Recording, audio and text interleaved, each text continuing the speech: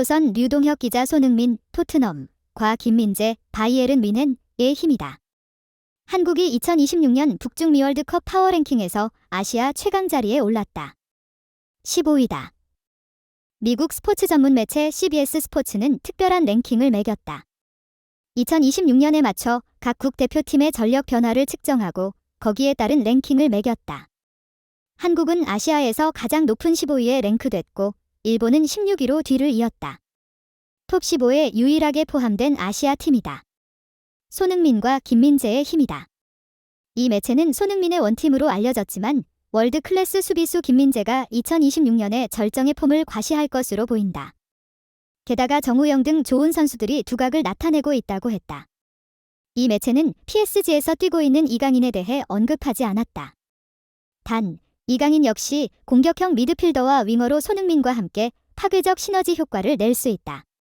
1위는 프랑스다. 이 매체는 킬리안 음바페가 절정의 시기가 된다.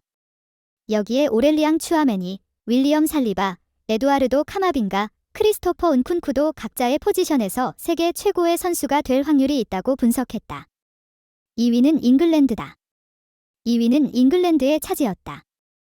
이 매체는 주드 벨링엄, 데클란 라이스, 트렌트 알렉산더 아놀드, 리스 제임스, 부카요 사카, 필 포든, 레비 코릴은 모두 다음 월드컵에 출전하는 27세 이하 선수가 될 것이며 적어도 향후 3년 동안 함께 성장할 것이다.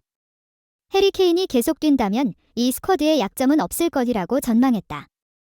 아르헨티나는 4위에 랭크됐다. 카타르 월드컵 우승국이다. 리오넬 메시의 존재 여부가 중요하다.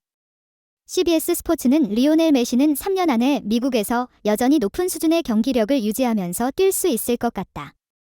카타르에서처럼 우승할 순 없더라도 아르헨티나는 경쟁력을 유지할 것이라며 메시 외에도 엔조 페르난데스, 훌리안 알바레즈, 알렉시스 맥아리스터와 같은 선수들이 최고 수준에서 뛰고 있으며 메시 의존도를 낮출 수 있다고 했다. 반면 독일과 이탈리아에 대해서는 단기 전망은 그리 장밋빛이 아니다라고 지적했다. 6위는 우루과이, 7위 스페인, 8위 독일, 9위 네덜란드, 10위는 미국이었다.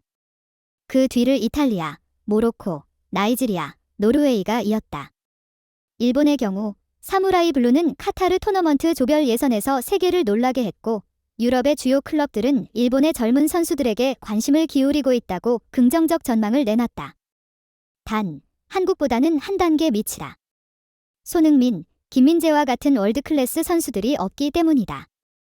미토마 카오루 등 유럽 무대에서 주목받는 선수들이 있지만 아직까지 손흥민과 김민재와 비슷한 존재감에는 미치지 못한다고 평가했다.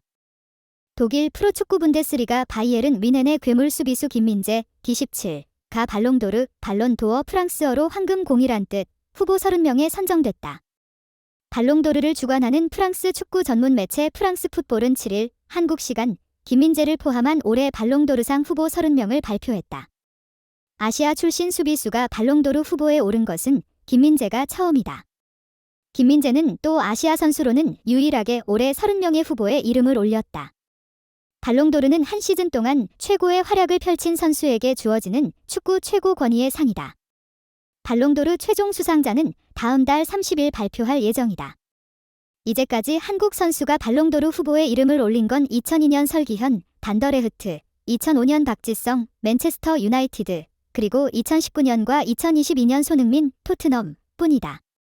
당시 설기현과 박지성은 점수를 얻지는 못했다. 손흥민은 2019년 최종 22위에 올랐다. 잉글랜드 프리미어리그 EPL 득점왕 2021에서 22 시즌을 차지한 2022년에는 최종 11위를 차지했다. 11위는 역대 아시아 선수 최고 순위다. 김민재가 올해 손흥민이 보유한 발롱도르 아시아 선수 최고 순위를 넘어서 새 역사를 쓸지 주목된다. 손흥민은 이번 발롱도르 명단에 이름을 올리지 못했다. 올해 발롱도르 후보로는 김민재 외에도 축구의 신 리오넬 메시, 인터 마이애미 아르헨티나, 괴물 스트라이커 젤링 홀란, 맨체스터 시티 노르웨이, 잉글랜드 특급 스트라이커 해리 케인, 바이에른 뮌헨 잉글랜드, 득점 기계 로베르트 레반도프스키, 바르셀로나, 폴란드, 프랑스 대표팀 에이스 킬리안 음바페, 파리 생제르맹 프랑스, 독일의 신예 공격수 자말 무시알라, 바이에른 뮌헨 독일, 천재 미드필더 루카 모드리치, 레알 마드피드 크로아티아 등이 뽑혔다. 이 중에서 수비수는 후벤 디아스, 맨체스터 시티 포르투갈, 요슈코 그바르디올, 맨체스터 시티 크로아티아과 김민재 등 3명뿐이다. 수비수가 발롱도르를 수상하는 건 쉽지 않다.